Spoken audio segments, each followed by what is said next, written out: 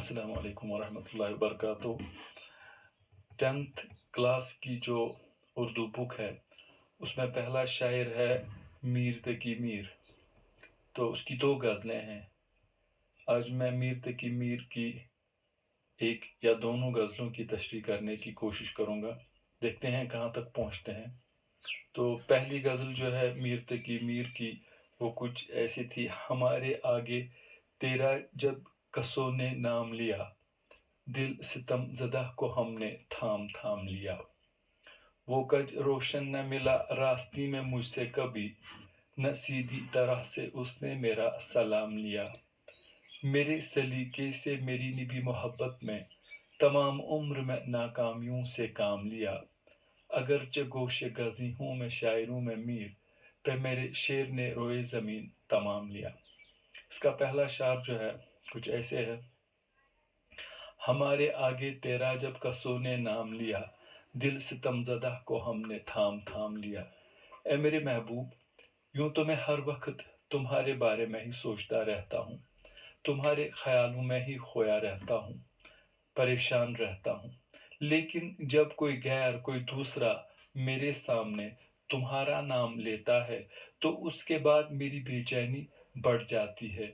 उसके बाद अपने दिल को संभालना मुश्किल हो जाता है। शेर में शायर फरमाते हैं कि ए मेरे महबूब, यूं तो मैं हर वक्त तुम्हारे बारे में ही सोचता रहता हूँ, तुम्हारे ख्यालों में ही खोया रहता हूँ, परेशान रहता हूँ। लेकिन जब कोई गैर मेरे सामने तुम्हारा नाम लेता है तो उसके बाद मेरी बेचैनी बढ़ जाती है। नंबर 2, वो कज रोशन न मिला रास्ती में मुझसे कभी, न सीधी तरह से उसने मेरा सलाम लिया। इस शेर में शायर फरमाते हैं कि जो मेरा महबूब है कज रोशन है, उल्टी राह चलने वाला है, बेवफा है, कभी सीधी राह पर नहीं चलता है। वो मेरी किसी सलाम का जवाब भी नहीं देता है, वो मुझसे बात भी नहीं करता है। अगर अचानक सामने से मुलाकात होती है, अगर अचानक कभी मेरी उनसे मुलाकात होती है और मैं सलाम करता हूँ, तो वो इतना संगदिल है कि वो मेरी सलाम का सीधा जवाब भी नहीं देता है। इस शेर में शायर फरमाते हैं कि मेरा महबूब बड़ा संगदिल है, बेवफा है, उल्टी राह टेढ़ी राह चलने वाला है, कभी मुझे मिला ही नहीं। अब अगर अचानक मेरी उनसे रास्ते में मुलाकात होती है और मैं सलाम करता हूँ तो वो ऐसा है कि वो मेरी सलाम का सीधा जवाब भी नहीं देता है।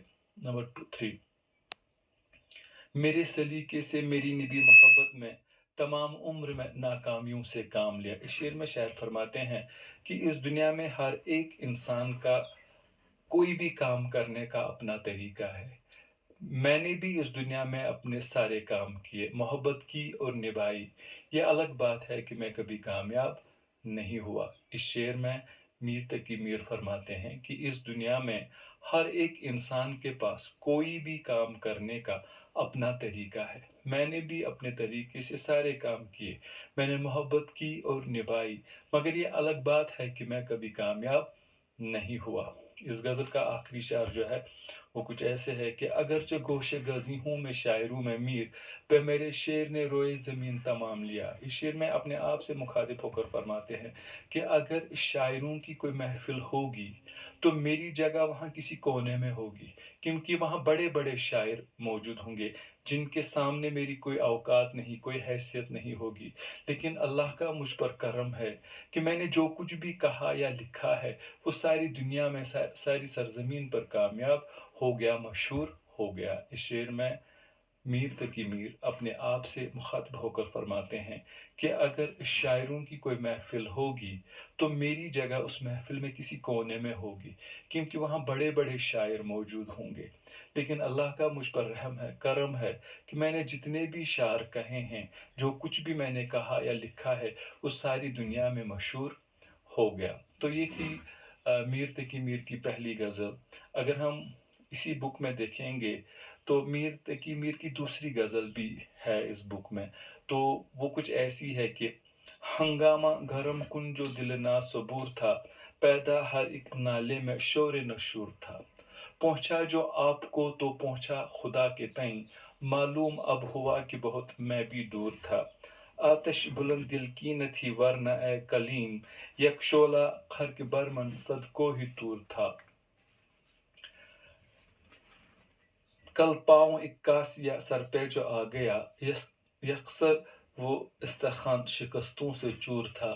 کہنے لگا کہ دیکھ کے چل راہ بے خبر، میں بھی کب ہو کسی کے سر کا غرور تھا وہ تو رشک حور بہشتی ہمیں میں میر، سمجھے نہ ہم تو فہم کا اپنی قصور تھا۔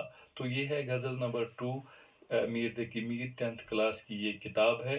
تو پہلا شاعر جو ہے اس کی دوسری غزل کچھ ایسے ہے کہ پہلا شعر جو میں آپ سے کہہ رہا ہوں وہ یہ ہے کہ ہنگامہ گرم کن جو دل نا صبور تھا، پیدا ہر ایک نالے میں شور نشور تھا۔ شعر میں شاعر کہتا ہے کہ یہ ان دنوں کی بات ہے جن دنوں میرے دل میں میرے محبوب کی محبت کا جنون تھا، پاگل پن تھا، دیوانگی تھی۔ ان دنوں میری ہر ایک بات میں ایک شور نظر آتا تھا۔ اس شعر میں میر تقی میر فرماتے ہیں کہ یہ ان دنوں کی بات ہے جن دنوں میرے دل میں میرے محبوب کی محبت کا جنون تھا، پاگل پن تھا۔ ان دنوں میری ہر ایک بات میں شور و گل نظر آتا تھا۔ اس کے بعد کہتا ہے کہ پہنچا جو آپ کو تو پہنچا خدا کے تئیں، معلوم اب ہوا کہ بہت میں بھی دور تھا۔ اس شعر میں میر تقی میر فرماتے ہیں کہ جب سے میں نے خود کو پہچان لیا ہے تب سے میں نے خدا کو بھی پہچان لیا ہے۔ آج مجھے احساس ہو رہا ہے کہ میں خود سے اور خدا سے کتنا دور تھا۔ اس کو میں پھر سے سمجھانے کی کوشش کروں گا۔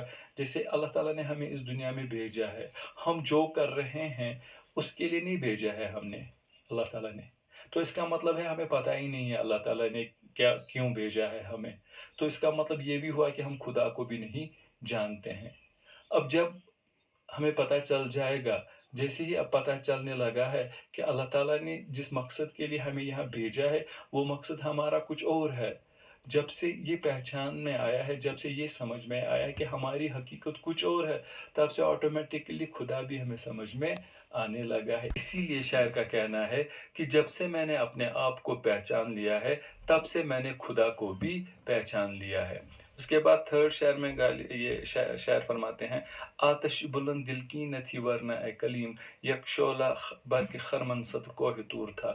اس شعر میں شاعر فرماتے ہیں کہ حضرت موسیٰ علیہ السلام کی محبت میں اتنا دم تھا کہ انہوں نے اللہ تعالیٰ کو کوہ طور پر اپنا جلوہ دکھانے کے لیے مجبور کیا تھا۔ حضرت موسیٰ علیہ السلام کی محبت میں اتنا دم تھا کہ انہوں نے اللہ تعالیٰ کو کوہ طور پر آنے کے لیے مجبور بھی کیا تھا۔ اگر ان کی محبت میں ذرا سا دم اور ہوتا اور وہ بے ہوش نہ ہوتے تو شاید انہوں نے اس دن خدا کا دیدار بھی کر لیا ہوتا۔ اس شعر میں میر تقی میر فرماتے ہیں کہ حضرت موسیٰ علیہ السلام کی محبت میں اتنا دم تھا کہ انہوں نے اللہ تعالیٰ کو اپنا جلوہ دکھانے کے لیے مجبور کیا تھا اور کوہ طور پر بھی وہ انہیں لے کر آئے تھے۔ اگر ان کی محبت میں ذرا سا دم اور ہوتا اور وہ بے ہوش نہ ہوتے تو شاید انہوں نے اس دن خدا کا دیدار بھی کر لیا ہوتا۔ اس کے بعد کہتا ہے کہ کل پاؤں ایک کاسیہ سر پہ جو آ گیا، یکسر وہ استخوان شکستوں سے چور تھا۔ کہتا ہے کہ کل میں جا رہا تھا کہ ایک سر کی کھوپڑی میرے پیروں سے ٹکرائی، یا میں قبرستان کی طرف سے جا رہا تھا کہ اچانک ایک سر کی کھوپڑی میرے پیروں سے ٹکرائی۔ میرے پیروں سے ٹکرانے کے بعد وہ جو کھوپڑی تھی، وہ جو سر تھا، اس کی ہڈیاں چور چور ہو گئی۔ اس شعر میں میر تقی میر فرماتے ہیں کہ میں کل کہیں سے جا رہا تھا، یا میں کل قبرستان کے راستے سے جا رہا تھا کہ ایک سر کی کھوپڑی میرے پیروں سے ٹکرائی۔ میرے پیروں سے ٹکرانے کے بعد اس سر کی جو ہڈیاں ہیں وہ چور چور ہو گئی۔ کہنے لگا کہ دیکھ کے چل رہا ہے بے خبر، میں بھی کبھو کسی کے سر کا غرور تھا۔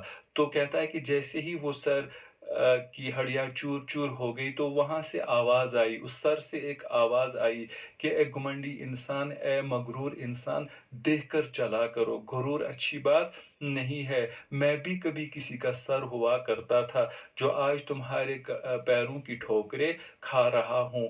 मैं भी कभी किसी के सर का गुरूर हुआ करता था।